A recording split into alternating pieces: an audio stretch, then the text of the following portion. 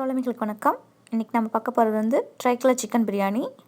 Party டைம்லையோ இல்லை நம்ம வீட்டு விசேஷங்களையோ இந்த மாதிரி டிஃப்ரெண்ட்டாக நம்ம ஏதாவது ட்ரை பண்ணலாம். ரொம்ப ஈஸியான விஷயம் தாங்க. எப்படி செய்யறது நான் சொல்கிறேன் உங்களுக்கு. இப்போது தேவையான பொருள் என்னென்னு பார்ப்போம். நான் 1 கிலோ சிக்கன் எடுத்திருக்கேன். இஞ்சி பூண்டு தாளிக்கிறதுக்காக பட்டை, கிராம்பு, சோம்பு, பிரியாணி இலை சாமான் அப்படியே போட்டுக்கலாங்க. பார்த்திங்கன்னா கொஞ்சம் கொஞ்சம் தான் எடுத்திருக்கேன், நிறைய எடுக்கல. பட்டை வந்து கொஞ்சம், கிராம்பு வந்து ஒரு ஒன்று இல்லை 2 எடுத்துக்கோங்க. இது வந்து அரைக்கிறதுக்கு பட்டை கொஞ்சம் அதிகமாகவும், ஏலக்காய், கிராம்பு, இஞ்சி பூண்டு கொஞ்சம் நிறைய எடுத்துருக்கேன். இது வந்து வணக்கிறதுக்காக வெங்காயமும், இது அரைக்கிறதுக்கான வெங்காயமும். இதுக்கு நீங்கள் சின்ன வெங்காயம் யூஸ் பண்ணாலும் யூஸ் பண்ணிக்கலாம். பச்சை மிளகாய் 2, வரமிளகாய் 2, தக்காளி 2, புதினாவும் கொத்தமல்லியும் கொஞ்சம் எடுத்திருக்கேன்.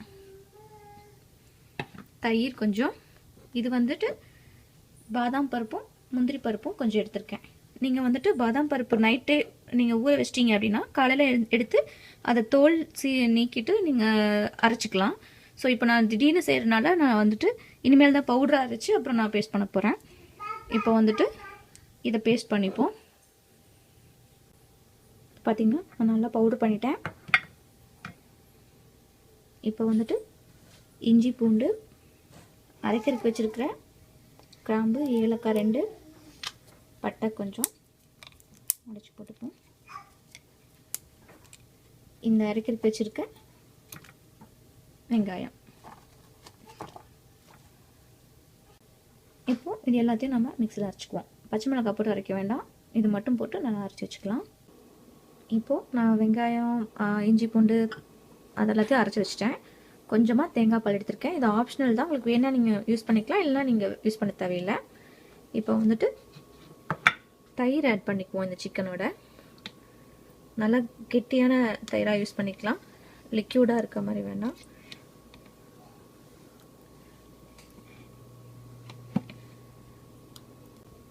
இப்போது தயிரோட இந்த பாதாம் முந்திரி பருப்பு போட்ட அரைச்ச பவுடரையும் ஆட் பண்ணிக்கலாம். இந்த வெங்காயம் அரைச்சதையும் நல்லா ஆட் பண்ணிப்போம். இஞ்சி பூண்டு பட்டை கிராமெல்லாம் அரைச்சதை ஆட் பண்ணிச்சு. இதை நல்லா மிக்ஸ் பண்ணி ஒரு அரை மணி நேரம் நீங்கள் வந்து இதை ஒரு அரை மணி நேரம் நீங்கள் ஃப்ரீசரில் வச்சுடுங்க. உங்களுக்கு முடிஞ்சால் நீங்கள் நைட்டே கூட இதை நீங்கள் ஊற வச்சு ஃப்ரீசரில் வச்சிடலாம். இப்போ இதோட கொஞ்சம் ஜீரகத்தை ஆட் பண்ணிக்கலாம். இப்போ நான் பாஸ்மதி ரைஸ் 2 டம்ளர் எடுத்திருக்கேன். 1 டம்ளர் தேங்காய் பால் ஊற்றி ஒரு 5 மினிட்ஸ் ஊற வைக்க போகிறேன். ஒரு 5 மினிட்ஸ் ஊறட்டும். இப்போது இது ஒரு 1/2 அன் ஹவர் தான் நான் ஊற வச்சுருக்கேன். உங்களுக்கு என்ன நீங்கள் நைட்டே கூட நீங்கள் ஊற வச்சுக்கலாம். இப்போ வந்துட்டு குக்கரில் நான் ஆலிவ் ஆயில் ஊற்றிக்கிறேன்.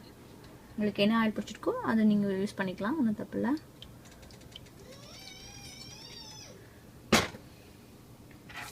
நம்ம வந்து பிரியாணி சாமான்லாம் போடுவோம். பிரியாணி இலை,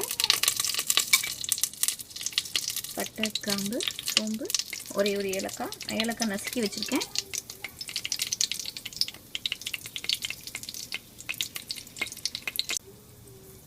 இப்போது பச்சை மிளகாய்,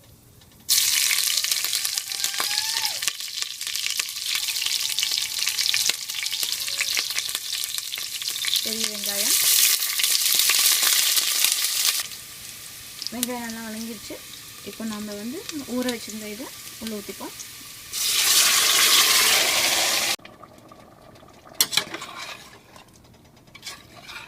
ரொம்ப கலர் வேண்டாம், ஜஸ்ட் அவ்வளோதான், அப்படியே விட்டுருங்க. இப்போ நான் அதை அப்படியே வச்சுட்டு ஒரு விசில் விட்டு எடுத்துக்கலாம். சிக்கன் வேகணும் அதுக்காக. இப்போது இன்னொரு அடுப்பில் நம்ம பாஸ்மதி ரைஸை ஒரு 60% வேக வச்சு எடுத்துக்கலாம்.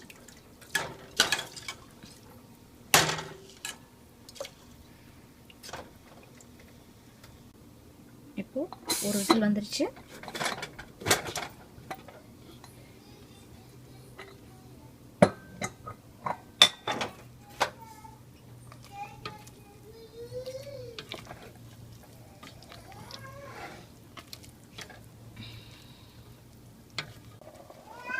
இப்போது தக்காளி உள்ள ஊற்றியாச்சு. தக்காளி ஒரு 2 நிமிஷம் கொதிக்கட்டும்.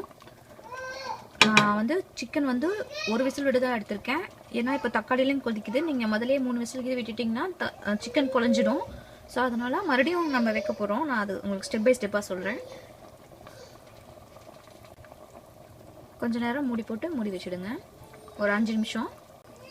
ஏன்னா ஆல்ரெடி உங்களுக்கு குழம்பு சூடாக இருக்கிறனால, உள்ளே இருக்க கிரேவி சூடாக இருக்கிறனால, அதனால் உங்களுக்கு தக்காளி ரொம்ப நேரம் வேக வேண்டிய அவசியம் கிடையாது. விசில்லாம் போடலைங்க, சும்மா ஓப்பன் பண்ணி வைக்கிற மாதிரி தான் வச்சுருக்கேன். நீங்கள் மூடி போட்டு விசிலுக்கு விட்டுடாதீங்க. இப்போ வந்து சாதம் வந்துட்டு 70% வெந்திருக்கு. ஆனால் அப்போ தான் உடையிற மாதிரி தான் இருக்குது பாருங்கள், இன்னும் நல்லா வேகலை. Okay fine. இப்போ வந்துட்டு இதில் வந்து 1 ஸ்பூன் நெய் ஊற்றிக்கலாங்க. இப்போ வந்து 1 ஸ்பூன் நெய் ஊற்றிக்கிறேன். எதுக்குன்னா ரைஸ் வந்து அப்போ தான் உடையாது. எப்படி பிரியாணிக்கு நெய் ஊற்றணும், அது நம்ம மல்டி கலர் செய்கிறதுனால எங்கெங்கே சேர்த்துறதுன்னு நமக்கு கன்ஃபியூஸ் ஆகிடும். அதனால் ரைஸில் சேர்த்திக்கலாம், ரைஸும் நல்லாயிருக்கும். இது இன்னும் வேகணுங்க, அதனால் நான் அடுப்பு ஆஃப் பண்ணிட்டேன். நான் தண்ணியெல்லாம் வடித்து வச்சிட்டேன், இருக்கட்டும். இப்போது தக்காளி வெந்திருக்கும், தக்காளி நல்லா வெந்துருச்சு. ஸோ இப்போ வந்து இதையும் நம்ம ஒரு பவுலில் எடுத்து வச்சுக்கலாம். இப்போது அதில் வந்து கொஞ்சம் தக்காளி போட்டதை ரெட் கலருக்கு எடுத்து வச்சாச்சு. இப்போ க்ரீன் கலருக்கு நம்ம புதினாவும் கொத்தமல்லியும் அரைச்சி வச்சு தான் உள்ளே ஊற்றிக்கலாம். இதையும் நான் ஒரு 3 நிமிஷம் இது வச்சுட்டேன். ஏன்னா புதினா தலை கொத்தமல்லி தலை ஸ்மெல் போகணும், பச்சை வாசனை. வெங்காயம் போட்டிருக்கனால பச்சை வாசனை போயிடுச்சுங்க. இப்போ மூடி வைக்க வேண்டாம். இப்போ வந்துட்டு நான் எதுலேயுமே உப்பு போட மறந்துட்டேன், அதனால் நீங்கள் உப்பு ஆட் பண்ணிக்கலாம், ஒன்றும் ப்ராப்ளம் இல்லை.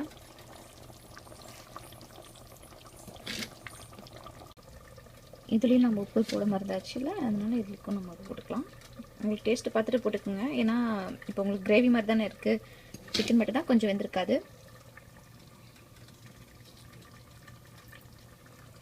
ஆக்சுவலி முன்னாடியே போட்டுருணும், நான் மறந்துட்டேன், நீங்கள் போட்டுக்கோங்க. ஒயிட் கிரேவி தயாரிக்க போகும்போதே நம்ம எல்லாத்துலேயும் உப்பு ஆட் பண்ணிக்கலாங்க. இது வந்து அந்த ஒயிட் கிரேவியோட எசன்ஸ் இன்னும் கொஞ்சம் வச்சுருந்தேன் தனியாக.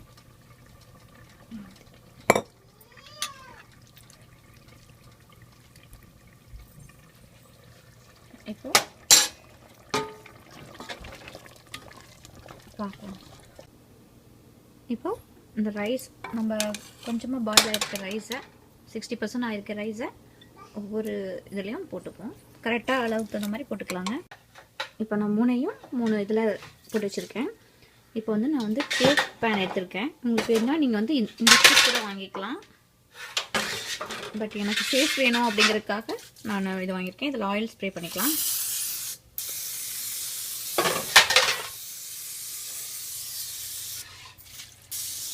நெய் இருந்தால் நெய் கூட நீங்கள் தடவிக்கலாம். இப்போது இதில் வந்து நான் எல்லாத்தையும் அலோகேட் பண்ணுறேன். இப்போது க்ரீன் கலர் போட போகிறேன். இப்போ நான் ரெடி பண்ணிட்டேன். இப்போ வந்துட்டு இதை அவனில் வைப்போம். ஒரு 325 வச்சுக்கோங்க டெம்பரேச்சர் வச்சு நல்லா லாக் பண்ணியாச்சு. இப்போ ஒரு 10 to 20 minutes வச்சிடலாம்.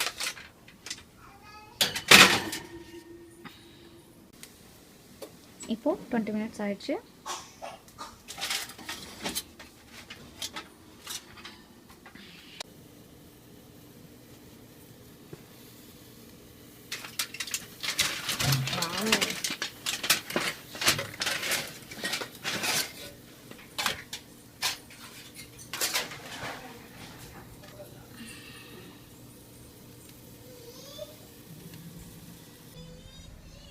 Try colour chicken biryani ready. நன்றி.